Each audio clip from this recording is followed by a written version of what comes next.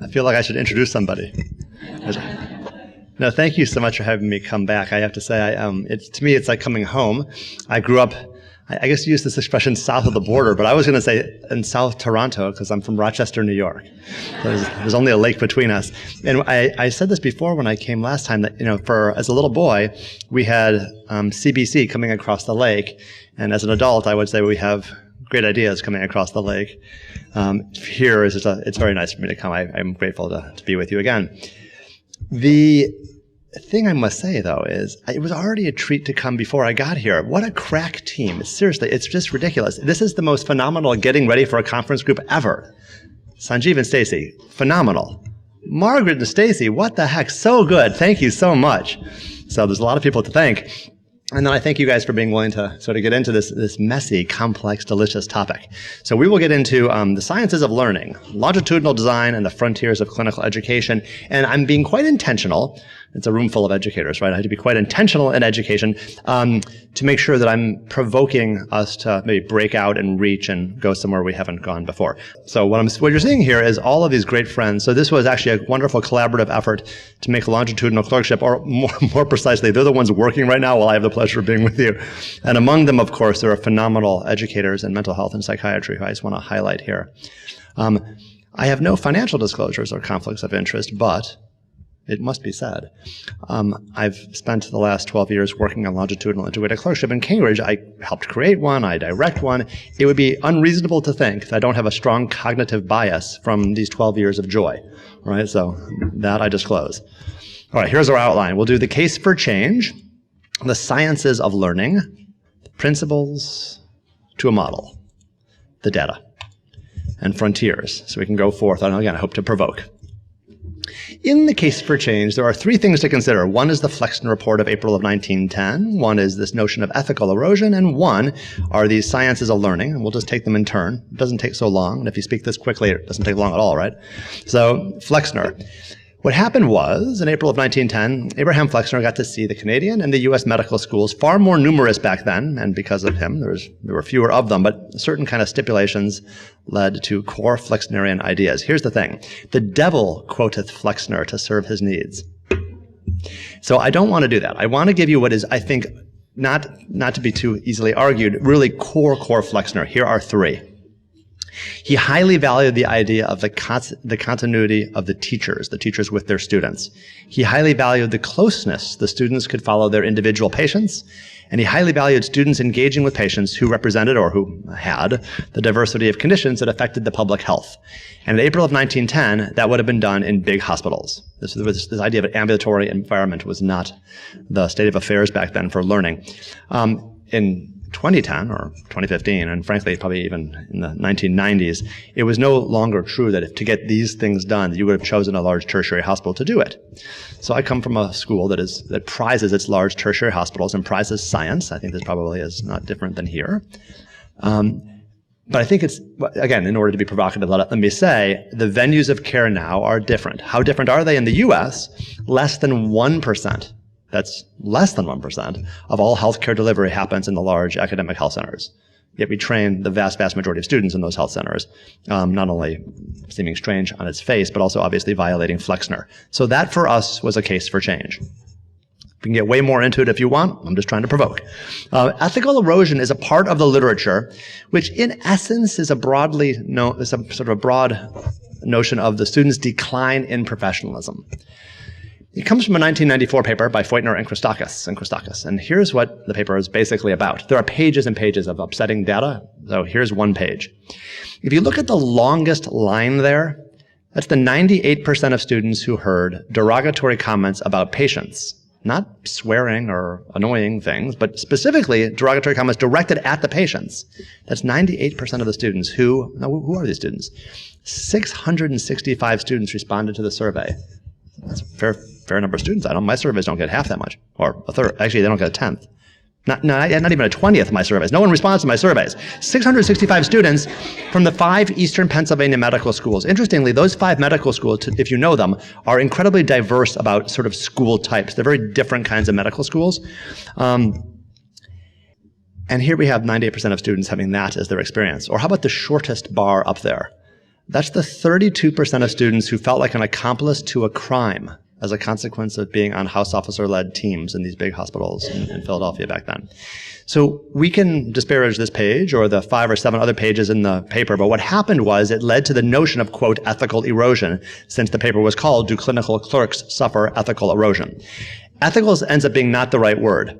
And whether we can quibble with it or not, what it did was it launched a whole series of investigations in the literature under this rubric of ethical erosion.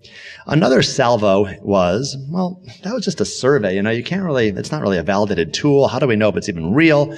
People who study patient-centeredness used a validated tool, and they found that students decline in their patient-centeredness in the clinical year of medical school. They decline throughout medical school, but most notably in the clinical year. Okay, so they're exposed to a bunch of bad things, but it wasn't a valid tool. Using a valid tool for patient-centeredness, it goes down as a consequence of their clinical engagements. Yeah, but what kind of tool is that? And what is patient-centeredness anyway? How do you define that? All right. Using a series of validated tools for empathy, students decline in their empathy as a consequence of being in these clinical situations in medical school. Yeah, but these tools were validated within medicine. You can't trust those doctors to validate anything truly. Who knows what this actually means? It required some Canadians actually to set us free. They used perhaps one of the most validated tools of all of social science, the DIT scale, for moral development. And here again, students decline in their moral development as a consequence of their engagement in medical school, as compared to age-matched peers not in medicine. And the big decline happens in the clinical year. Yeah, but these are kind of like, what do these really count? What are these tools? What do they really mean? Are these really medical things? All right. Well, it turns out the other critique was they're getting older. They're seeing life and death. They're seeing suffering. Of course they're having a moral development law. Of course things are happening to their social being. Well, it turns out if you compare them to other professional schools and other professional schools specifically involved in caregiving, medical students decline and the other caregiving school students do not decline on this validated tool for moral development. All right, so they're exposed to stuff and their patient-centeredness goes down and their moral development goes down and their empathy goes down, and maybe it's medical school. But does it really matter? It's not going to predict anything in the future, would it? It turns out that what happens to us now does predict what happens to us in the future, and there's multiple studies. I could give you pages of these kind of things. We can quibble about the whole thing. But what I'm saying to you is, for us in Cambridge at the time, it was a case for change. We felt like Flexner was right about his continuity notion with teachers and his continuity notion with the patients, and he was right about having students doing the actual stuff that is affecting the public health. And we thought that ethical erosion, even if it's only a half true or a third true, it's just flat wrong, right? So we felt we had to do something. So I'm married to a nice woman named Allison. I get teased a lot for reasons that are obvious to you now. We were in South Africa. We were there for like a nice medical education consult. We're walking on the streets of Stellenbosch, where they have an LIC actually with this great university. Walking the streets, I see this, and I stop, and I pull up my camera, and she says, no, don't, please don't tell me it's a metaphor for medical education. She's a real educator, by the way, a true trained educator, not like me. And I felt guilty because she had diagnosed me so well. And so I was thinking about ethical erosion at the time, I freely admit. And I was thinking about these beautiful students, so they're able to bloom and propagate such splendor, and they're so trapped and held down by barbed wire, and we don't let them free. And okay, that's a fair metaphor for medical education. Probably encapsulates ethical erosion, but to a much more sober point, I actually kind of snapped out of it and realized it's actually even a better metaphor for South Africa itself, is it not? These beautiful people trapped by their barbed wire. So I leave you with your own way of seeking this. I also leave you with the advice of listening to your spouses if you have a partner. All right. The learning sciences. So it turns out for us it was a third case for change, and I'll show you how this unfolds. I thought this idea of continuity mattered. It's kind of cool to be in this crowd. You seem to think that relationships and continuity matter too. But behind this notion of continuity, the continuity of the care of the patient and the continuity of this developmentally progressive, rationally laid out curriculum, the continuity with the teachers and supervisors, and the continuity of the idealism, behind that is actually sciences of learning. So continuity is cute, but learning sciences are cuter. All right. So have we said relationships today a few times? That was one of the words. I held back. I didn't go to the mic, right? It was one of the words.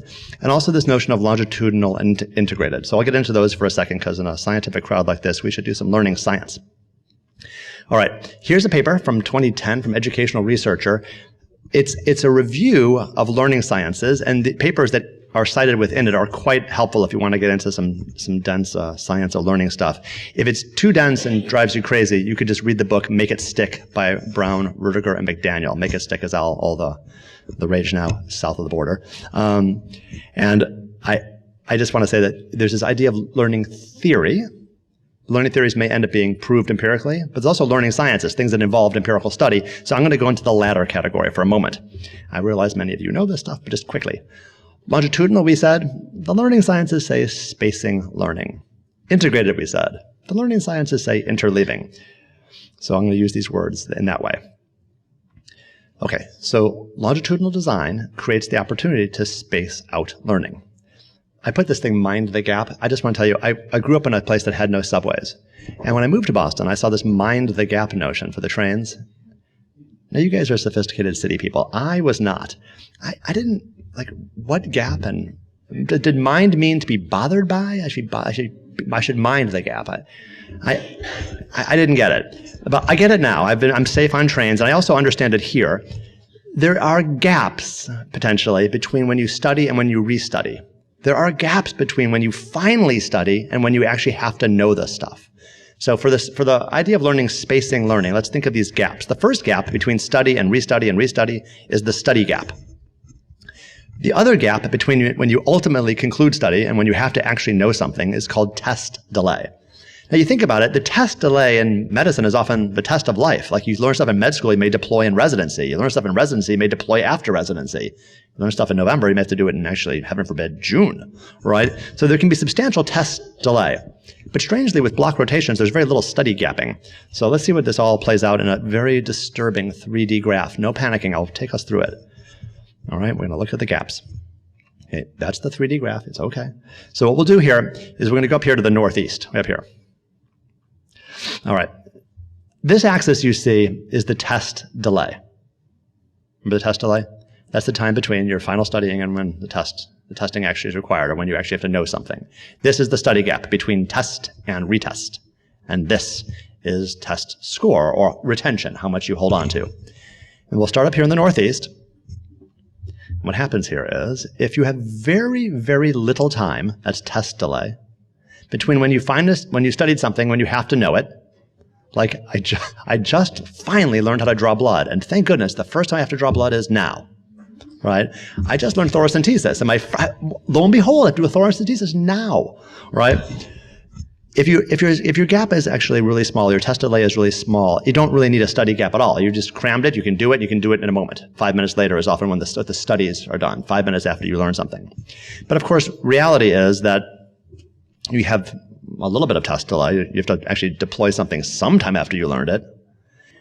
And if you have even the slightest amount of test delay, your retention actually plummets. I mean, it's sort of nearly on the floor there.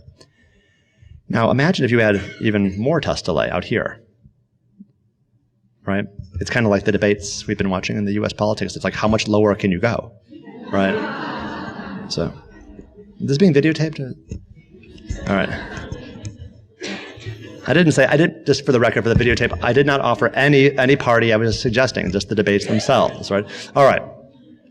So, but here's the thing. If you add some study gap, you can climb back up. And then what you realize is, when you're sitting at this point right here, that there's some place on the curve, now I'm going to say this is a strange sentence, there's some place on the curve where if you have the right amount of study gap, you can maximize the amount of retention for any amount of test delay. I had to say three things because it's a 3D graph, right?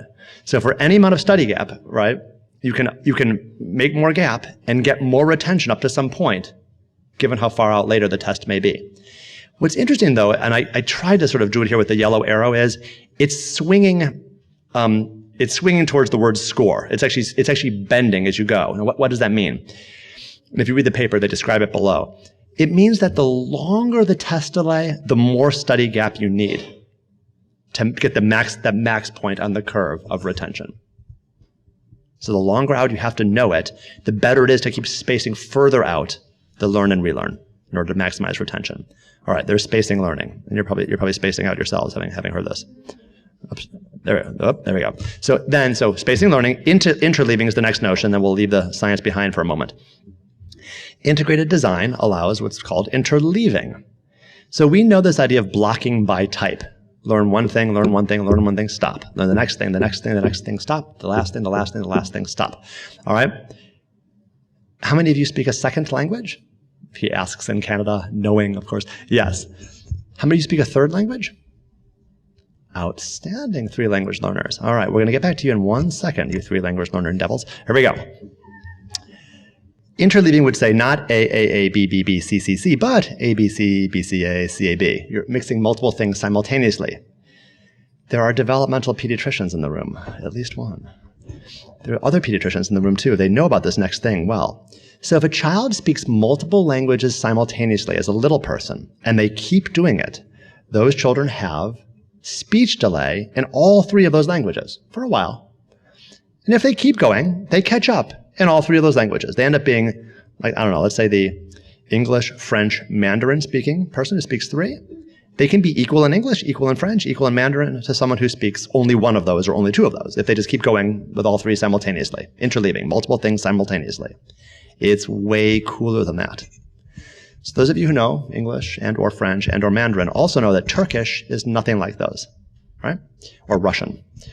If you were to if you were to teach this 3-language learning child now Turkish or Russian, let's say, they're more facile at learning that language than someone who spoke 2 languages or 1, unless the other person had a related Turkic language, right?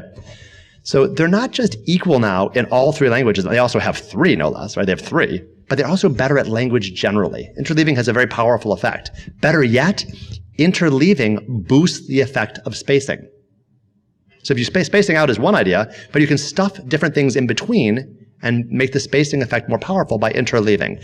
He's making an argument. The speaker is making an argument about the idea of doing longitudinal integrated. He's just being sneaky about it. All right, let's see the spacing of the interleaving effect for 1 second.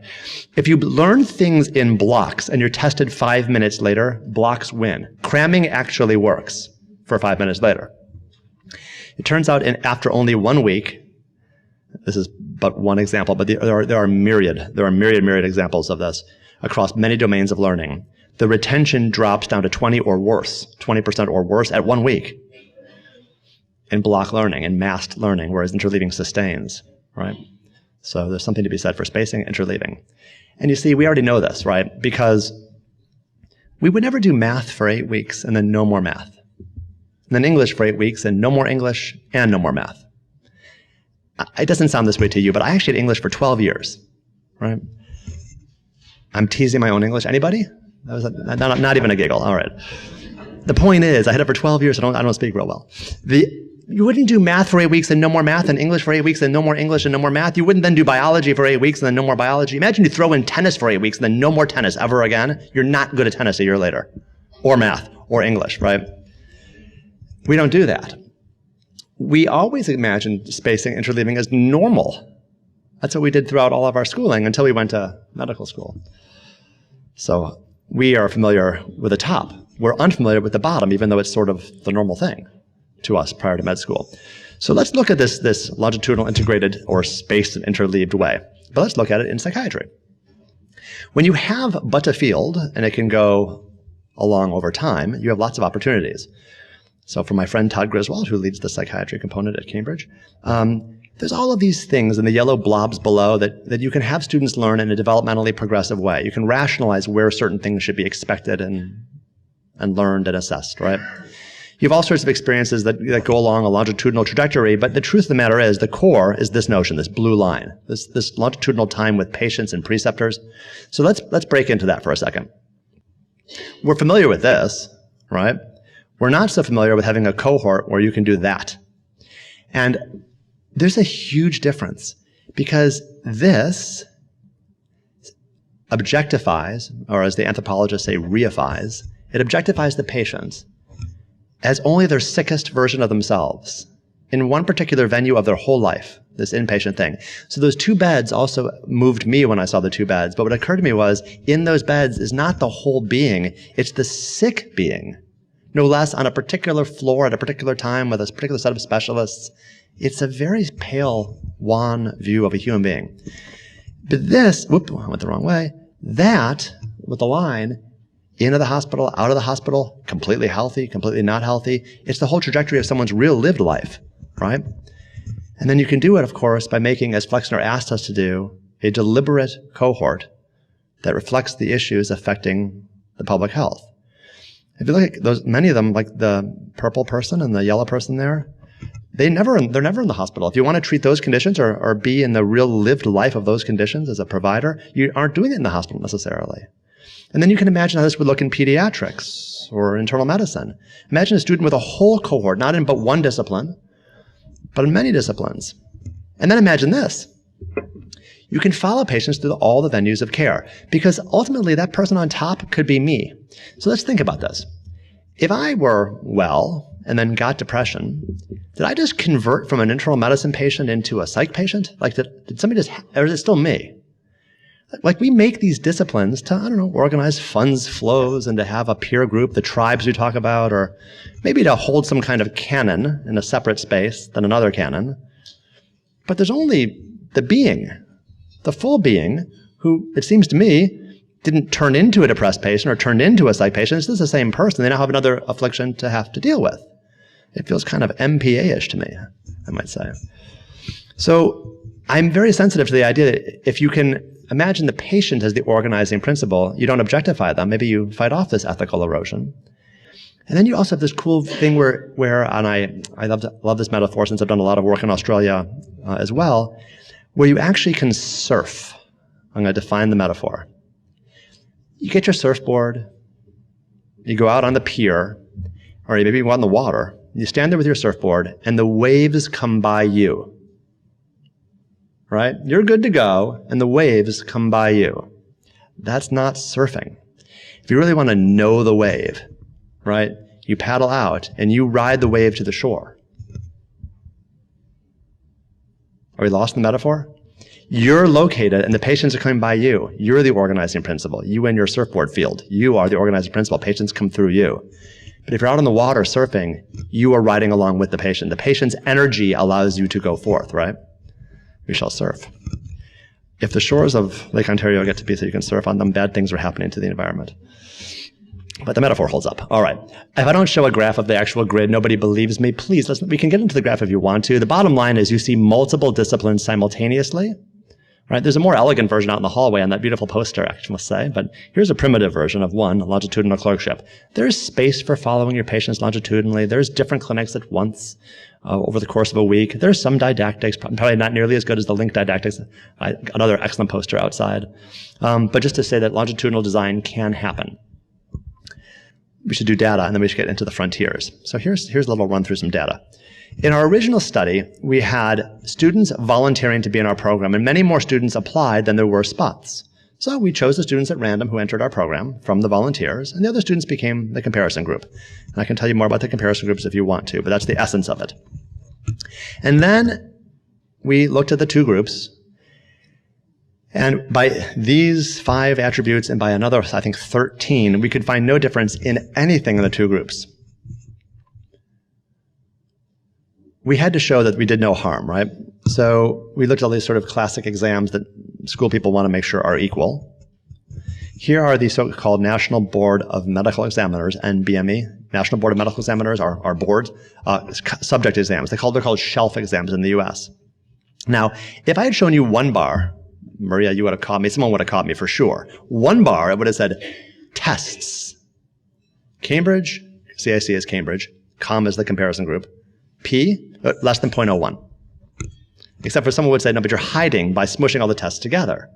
So I pull the tests apart and I show you them individually. You may want to notice psych, since in this room we care about mental health and psychiatry. But you should say that, no, this is a 3-year trial. You're still hiding, you sneak. Because it's 3 years, 4 tests. That's actually 12 tests. You're only showing us 4 lines. So here's the 12 test answer. I didn't want a busy slide. There were 3 OBGYN tests, there were 3 PEDS tests, there were 3 surgery tests, and 3 psych tests over the 3 years. So there's 12 tests. In no test did the comparison group outperform the Cambridge Integrated Clerkship group. And in 9 of the 12, the Cambridge group prevailed. You might say, yeah, it's very cute, but you know what? We can catch you on something else, because probably what happened was your first class was amazing. And your second class and third class, there was no difference. So-called early effect or Hawthorne effect or something.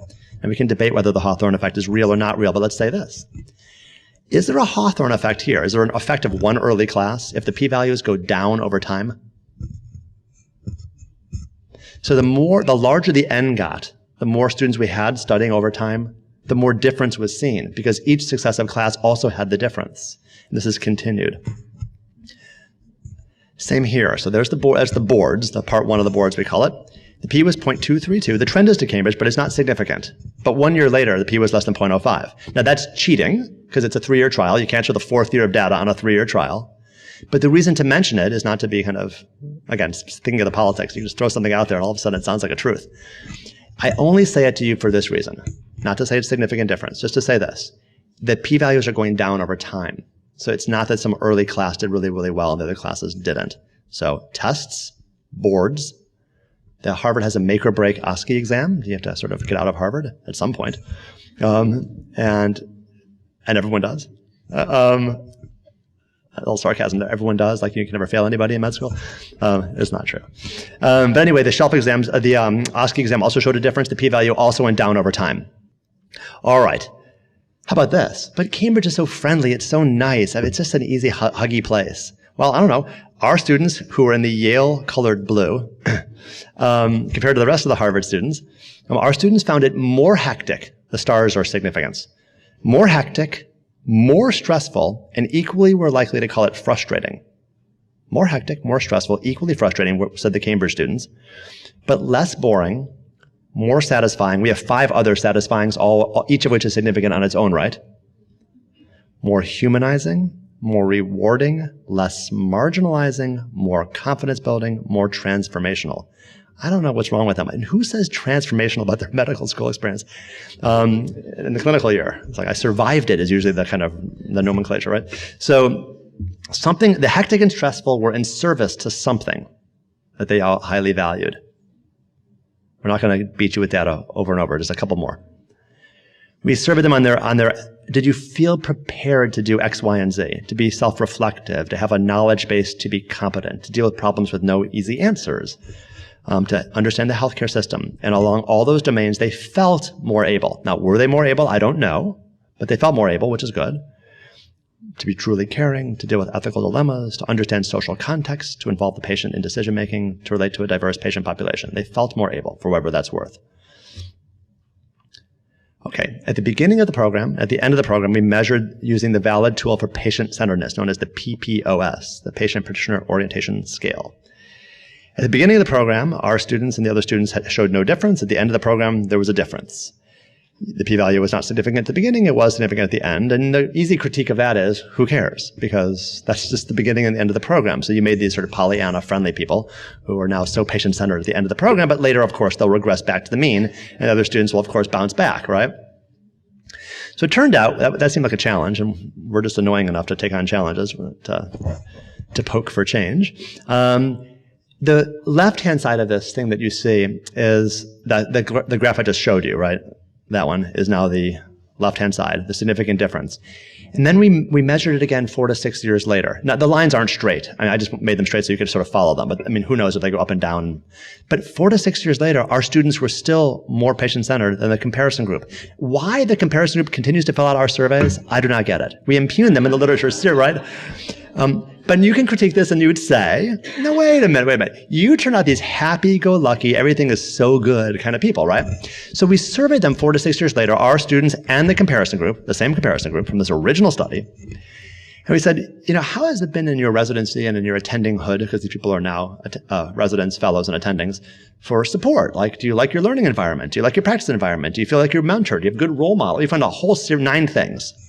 In every single one of them, our students had a negative impression.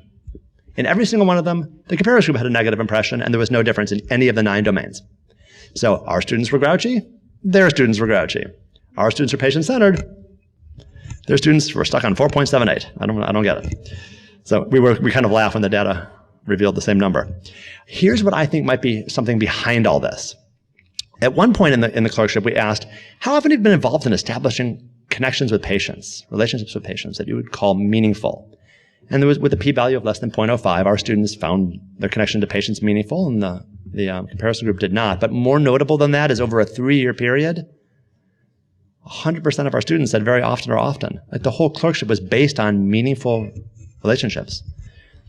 So that probably says something. I just want to make sure you don't get too Harvardized here. It's a curse sometimes, right? So if you look at these kind of things across the literature, not just at Harvard, not just in the US, not just in the US and Canada, but sort of worldwide, here's the notion, and Lucy Walters and others, but Lucy Walters in particular summarized it quite brilliantly. CIC, LIC students do as well or better on tests of medical knowledge and skills. And there's a number of different ways. I showed you some of the US ways. There's ways in Canada, ways in Australia as well. And these have been shown, these results shown nationally, internationally, in multiple different contexts of LICs, across different kinds of venues of LICs, different kinds of LICs, different models, and across substantial time. And reviews of the subject have shown the same. But there's more than just this kind of stuff. There's also this kind of stuff. Like LICs have been shown across the world now to foster professional values, to improve the student experiences and their perceptions and their satisfaction, like I showed you. There's benefits for faculty and for the actual practices that the faculty preceptors are in, for patients and for communities. Some really cool studies in Australia and Canada about that. Looking at workforce imperatives in the US, even in the US, we have workforce imperatives, but certainly in Canada and Australia and beyond. Results shown into residency and beyond.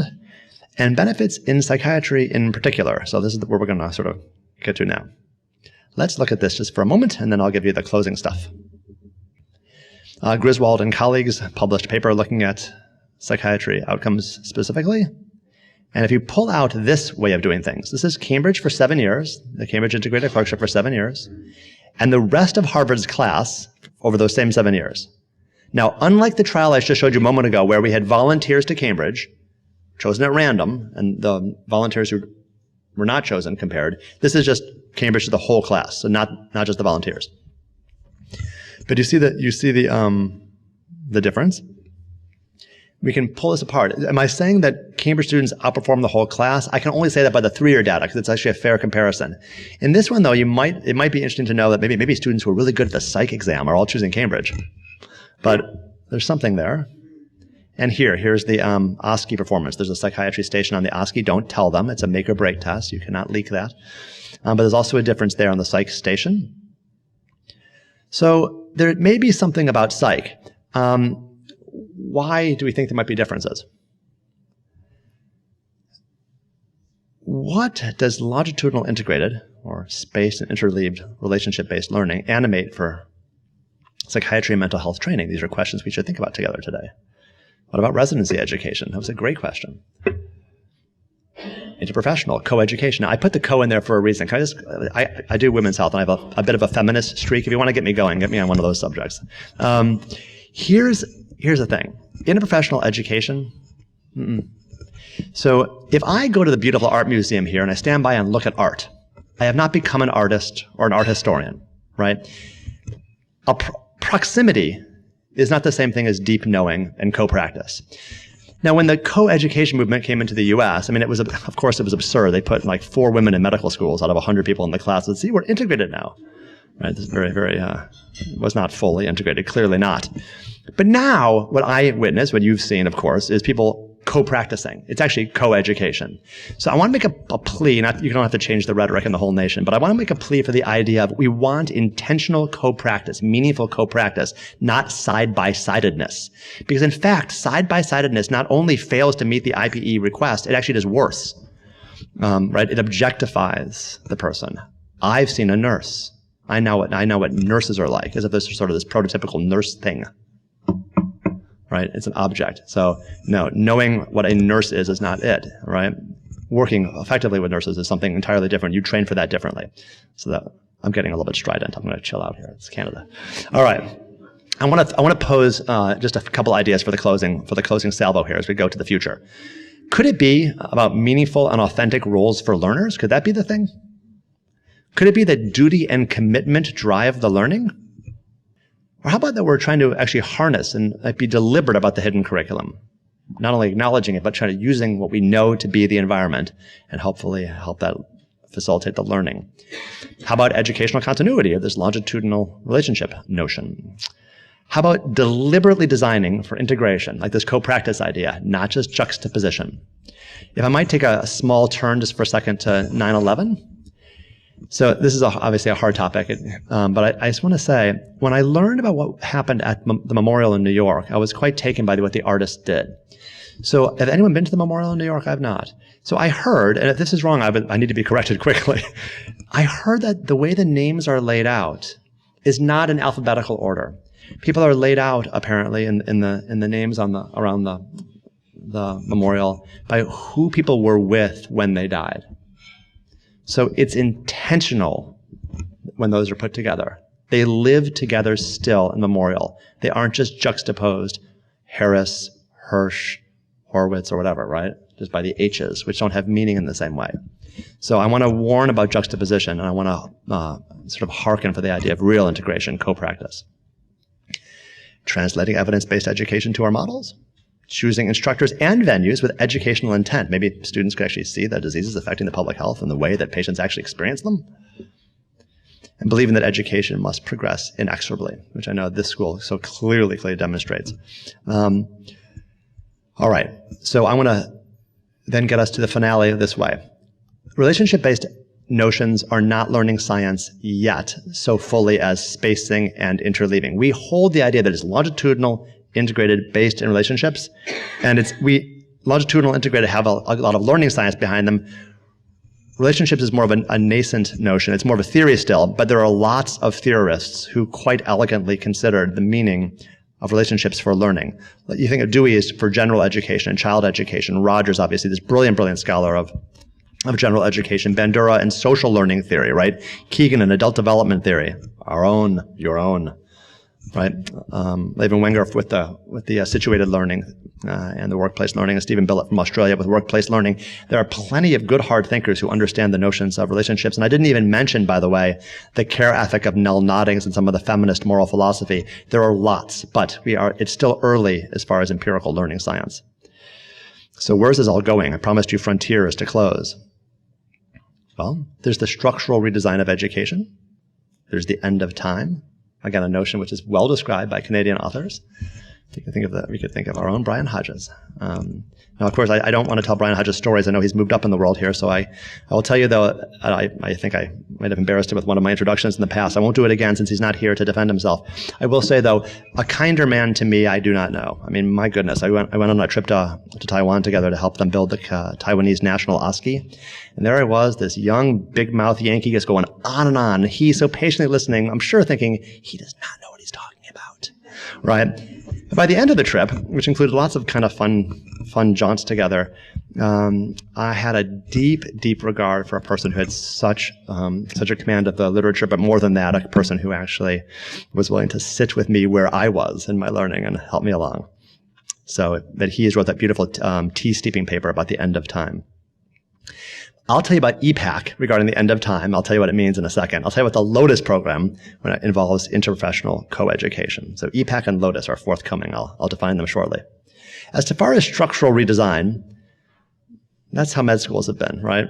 2 years basic science, 2 years clinical science, just as Mr. Flexner would have us. Yeah, I don't know. I mean, could it be that? Some schools are thinking that way. Could it be that? Just one thing, clinical, public health, systems, quality, safety, CQI, basic science, all as one thoughtful entity, longitudinally integrated. So schools are absolutely getting there. There are projects in the US and elsewhere that are looking at kind of getting rid of that and moving towards more integrated things. And that actually allows you to do this. That allows for the end of time. I use the Dali because it's so obvious, but if you had the chance to have longitudinal design, you have the chance for students to progress based on their abilities, right? There's serial evaluation of their abilities, and some students will progress quickly, some more slowly, right? But the point is, the progression would be based on what they actually could know, could do, and who they were, not based upon the notion of how long they sat in that seat. So that's the arguments for end of time, and models are coming. And EPAC is one of them. Education in, how do you like the spelling? I worked hard at that. I couldn't figure out a way to get Kalur in there, right? But I got pediatrics. So education in pediatrics across the continuum is EPAC. And it's a project that does just exactly that. It tries to structurally redesign and tries to have the end of time with competency-based. They're using the EPA model of Ola ten Kata from Netherlands to have students go at different pacing through their program in pediatrics. So there's actually several notions here in EPAC. Let's imagine these. You could do longitudinal design, integrated design. That does what? It allows students to progress based on ability rather than time. That enriches learning in a particular discipline. So in this case, those students will have a pediatric panel from the outset of medical school that they'll follow through med school into residency. They're already in the residency at those schools. So they're building their actual practice panel as a cohort in med school. As they do that, they of course go through the same curriculum as the rest, but they have this mentoring by pediatricians. There's some enhanced curricular stuff by pediatricians. That wouldn't be enough. They have a panel, they have this enhanced didactic stuff, but they also, when they do psych, they do child psych. In neuro, they do child neuro. In peds, they can get developmental peds along with their peds. They have a more peds enhanced medical school, right? Because medical school right now, if we're being honest, is kind of internal medicine medical school. Or maybe it's med-surg medical school. The rest is sort of accoutrement. Think about, I shouldn't have done that because I don't speak French, and that probably sounded really bad to you. They don't have the other stuff as much as they have medicine and surgery. So think of this. Harvard Medical School, like many, right, has a whole lot of some things and less of other things. Before the recent change in our curriculum, we had 1/3 of our second year of med school was neuroscience. They had 3 weeks of women's health. If anyone knows the data on women going to doctors and women controlling the health of the families, you would wonder why you have 1/3 of the year in neuroscience and 3 weeks on women's health. There's all sorts of reasons why curricula are what they are. In this case, they're challenging the idea that it has to be an internal medicine, adult, maximally oriented curriculum. How about this third one? They can cross over the UME, GME line, where med school can flow into residency rationally, which of course leads us to the kind of people who are thinking about this. The AAMC is very into it. Other sites are now doing EPAC-like programs. The Macy is funding it. So it's kind of a thing, this idea of transcending the line, having a certain discipline have more prominence within the medical education while still allowing a general education. So it's a thing. So is LOTUS. Alex, we're going to skip the video because I yammered on and on. LOTUS, longitudinally organized training of undergraduate students. I can show you the video later if you're into it. It's basically a flower opening, that flower right there. So let's think about the LOTUS for a second. What if it were that here in the middle was something full of life, propagation, the species continuing? It's like really important there in the middle. There's all these beautiful petals, which of course close over the middle. So think of it this way. That's the individuals served, the life force of the whole thing. There's nursing educators who help serve that middle. There's psychologists who help serve that middle, medical students and physicians, right? There's community people. But imagine if we threw in different kinds of students as well. Could a medical student not train side by side with other students also doing longitudinal programs? So what I'm saying is the LOTUS suggests there's a panel of patients or a population or a whole hospital, St. Mike's. There's a whole population of patients. And these different kind of people serve those patients. And we have medical student learners in that venue. Couldn't the medical students and other kinds of students serve those patients in a way to raise the quality and safety and access and equity of their health? Couldn't the whole team be the whole team? Why are med students carved out? Why are all these other specialists spending all their energy being so student-centered? I think student-centered is an abrogation of the duty to be patient-centered. That's what the LOTUS asks us to consider. But what's more fun about the LOTUS is the whole thing closes up around that panel of patients, and it sits on a river, and rivers, of course, flow over time. You can follow the panel longitudinally together, could the students, right? So we can get more into LOTUS if you want to. I have to close with a poem and the voice of a student. If I read the whole poem, it's not going to work out well for us, right? So you can cheat and grab some parts that you like and sort of smush them together, and Tennyson would not like this. He would not like this, but I'm going to do it anyway. So Tennyson's Ulysses, the last bit carved into my fancy. Come, my friends, 'tis not too late to seek a newer world, to sail beyond the sunset and the baths of all the western stars. It may be we shall touch the happy isles, to strive, to seek, to find, and not to yield. I love it. To strive, to seek, to find, and not to yield. It seems like it's just a call to education and a call to medicine. It's clearly the call, I think, of what I'm understanding this whole day, the whole MPA vision. The data this morning were quite chilling, were they not? Right? We must strive and seek and find and not yield. But whatever wisdom Tennyson has, I'm going to defer maybe to a student to close us. So here's a student, 43, good, we're doing well. Here's a student who's going to speak about an experience he had, his perspective on medicine, but it serves also as a metaphor for how we can understand our healthcare system, I think. So let's see what Ben has to say. As soon as I am asked to formalize a patient's case in giving a presentation or writing a patient note, it feels like a betrayal of the patient's life and story, and a betrayal of the genuine interaction I just had with that patient. I may have just spent an hour with this person learning about their most private feelings and experiences, and then I am obligated to prioritize and filter out the majority of this information. It's like I just took all those real human feelings and emotions contained in that patient-doctor interaction, and I crammed them, reorganized them, and dehydrated them to fit into a succinct little box. Often, the content of the note or presentation depends more on what the attending wants to hear than on what the patient has told me, especially if the attending is more biomedically oriented. I sometimes get angry just thinking about this, but I also see the need to be able to do this. Efficiency, uniform standards, and objective representation of patients are essential to providing the best patient care. Now, at the end of my third year, I've come to the point where it's easy to sum up a patient's case in a few lines. But I still feel the importance of seeing the patient's person as a whole entity, and I hope never to forget how to do that. So I think that he's right. We are our biological selves and we are our emotional and our social selves. I think just as we as learners can lose the capacity to see that emotional and social self amidst the biological, so too can our system, at least if I understood the morning's presentations correctly. There's a system point here, there's a personal point here. I have to say I dare think there's an LIC point here, because people are not separated into their sickest selves, and they're not separated even into a discipline. The patient is the organizing principle. So with that, I hope I can have provoked you adequately and kept you awake enough. I thank you to Toronto. Thank you. Tall and short going. So thanks, David, for a very thought-provoking talk. And really, I think a lot of the things that we spoke about this morning with relationship-based practice, about the whole individual, about co-practice or interprofessional practice, really resonated in the hidden curriculum in the things that you spoke about.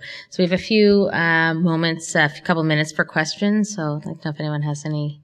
Oh, Benoit? We'll start with an easy one. It looks so wonderful, so convincing. You're a great speaker. I mean, people want to buy it immediately. So why, at the end on your slide, 7% of the students, 70 with your CIC and 1,000 and some with the traditional? What is the barrier to generalizability? Oh yeah, no, that's fantastic. You have to ask that. So I'll say it this way, because it's already so well known to you, but I just think it needs to be spoken. There are educational arguments. There are political arguments. Educational arguments do not win in political venues. So if the question were, could all of HMS do it? Yeah, absolutely.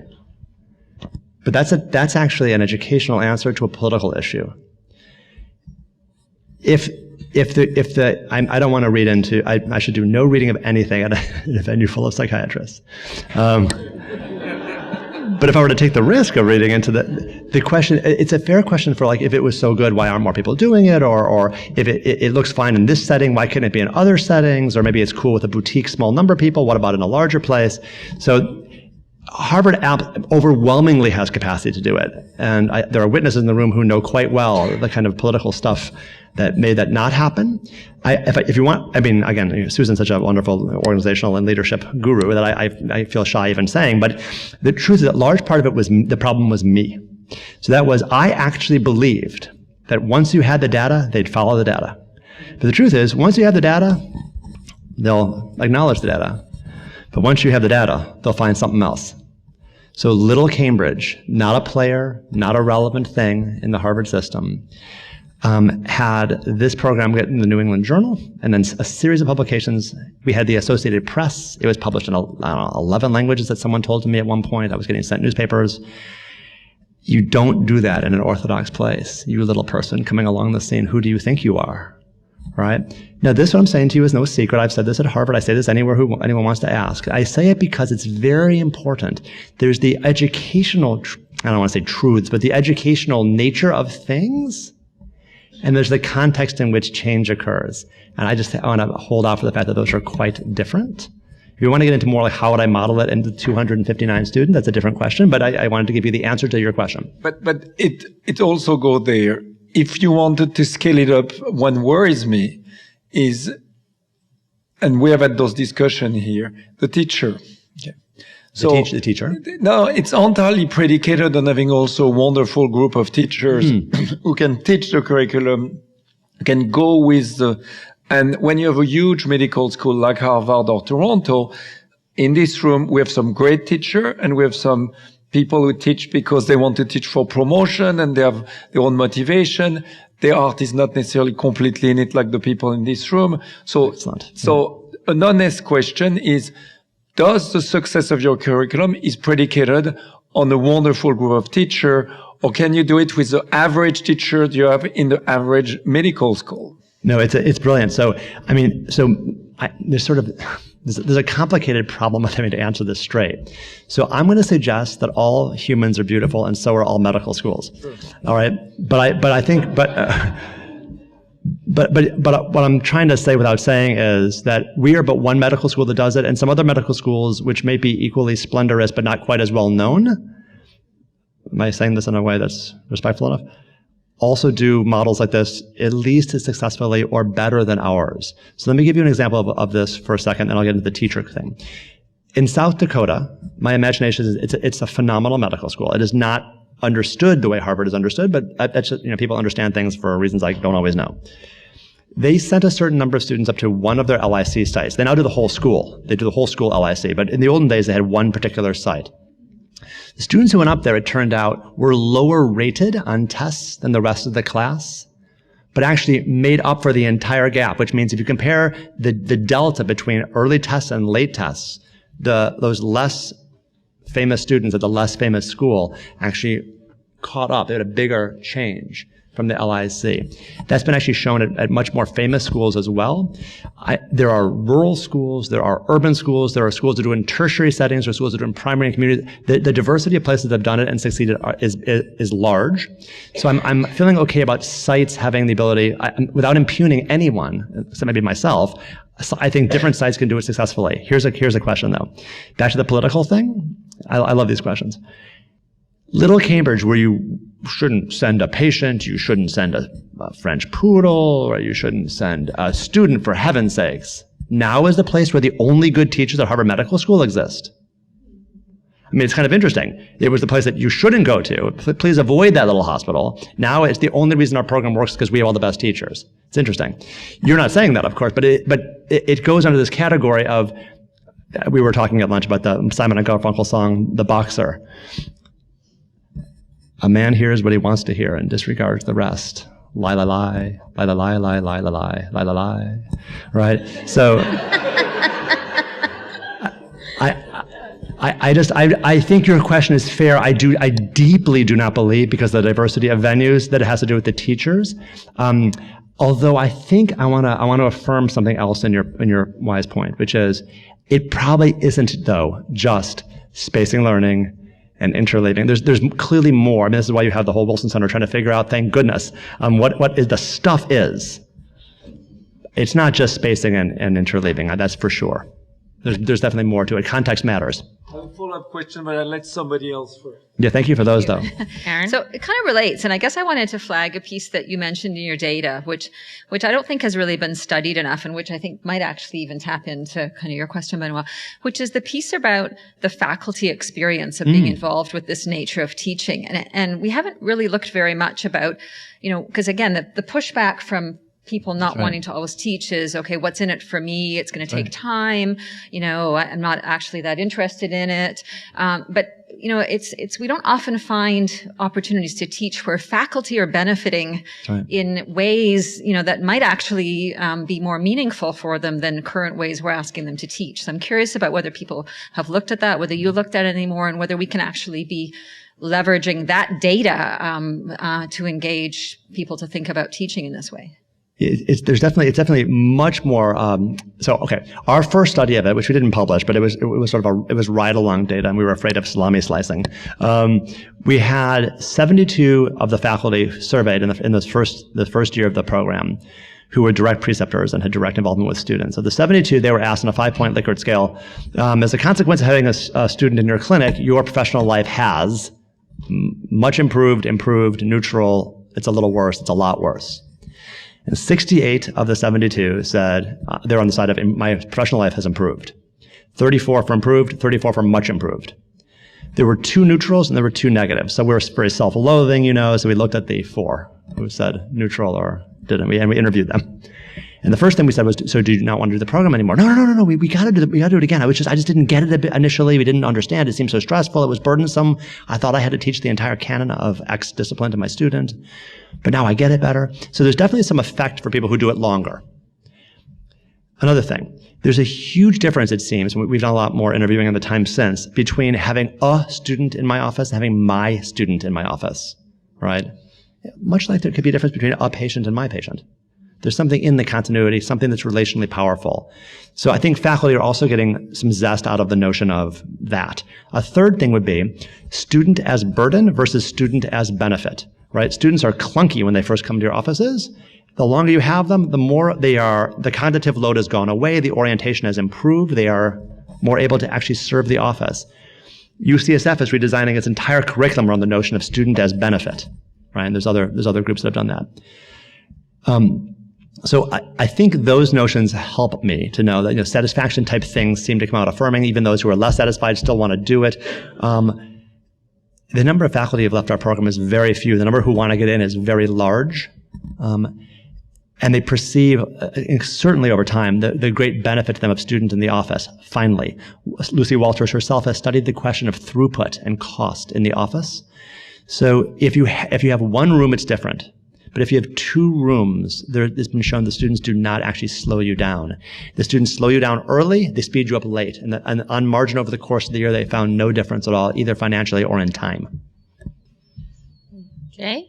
So David, I'm wondering if you could expand and tell us your experience in developing co-educational experiences. Because I think you brought up a very big challenge, and your clerkship is just with a small number of medical students. Yeah. So what's the next, how do you move to that next frontier? Right. So the LOTUS notion would be that Cambridge Integrated Clerkship students, or any LIC, those students have a panel of patients. Wouldn't it be kind of interesting if nursing students also cared for a panel of patients? And those panels might intersect Dave's panel and this particular nursing student. That nurse also intersects with your panel, Stacy's panel. There's also maybe PA physician assistant students. Or maybe we had this actually happening in Cambridge, business students. So what's going to happen in Cambridge is we're going to try to run another university's physician assistant program alongside our LIC, co-sharing for the same panel of patients. Another school I heard is going to have, if it actually gets launched, health administration students managing the panels from a business point of view, along with the medical students from a health point of view. They're going to co-manage. Right? So the LOTUS says multiple co-managers, some of whom are faculty, attendings, real nurses, right? So that's what the notion of the LOTUS is, a panel involvement over time with different people of different disciplines having intersections around the panels. the follow-up question, the principle you showed us that underline the LIC and make complete sense to me, the interweaving, the spacing, should apply equally to residency training. Nice. So you showed us medicine and obstetrics and surgery and psychiatry, but then we do, in our specialty, we do 6 months of schizophrenia and then 6 months of geriatrics. And so what about, and I'm not an indicator, I'm here to learn. So is there any LIC model that have been applied to residency training already with some convincing data? As we are thinking in Canada of completely changing our residency, it's very timely for us. If I could just grab one, I would grab the University of Cincinnati's internal medicine residency led by Eric Warm, like the temperature Warm. And first of all, if you want to have Eric come and speak, the guy, he's just stunning and so modest. And he has the long blocks. They have this very long internal medicine block. I believe it's a year, or maybe it's in 14 months. It's very, very long. And you can imagine in something as traditional as internal medicine at a esteemed university, that was quite a thing to create. The data are I'm understating this. The data are overwhelming.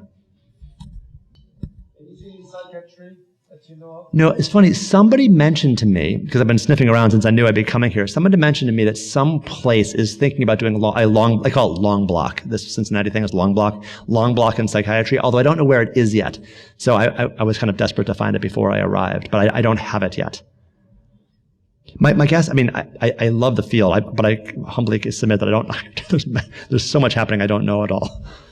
Jackie? So for the audience who needs a little framing in terms of what's going on in Toronto now, we had a beautiful first year at St. Michael's Hospital with 7 students, and then this current academic year, in a different model, we've actually really distributed the students.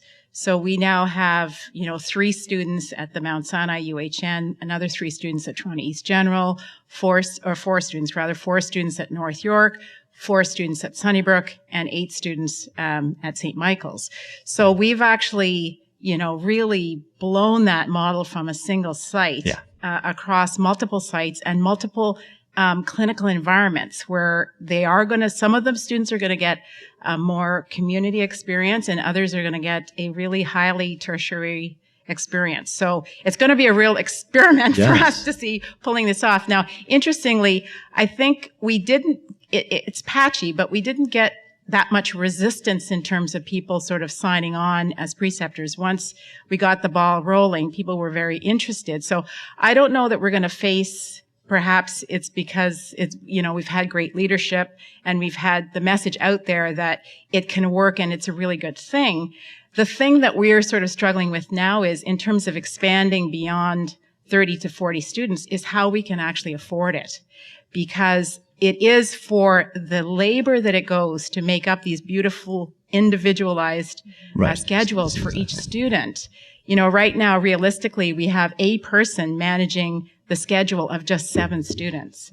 So administratively, and the connecting with all of these other departments, it's actually quite costly per capita to run the longitudinal clerkship. So can you comment on, where we might be able to gain some efficiencies in terms of administering a longitudinal clerkship? Because I think we potentially might be able to expand more. 1 and minute we wouldn't or have less. the resistance. Yeah.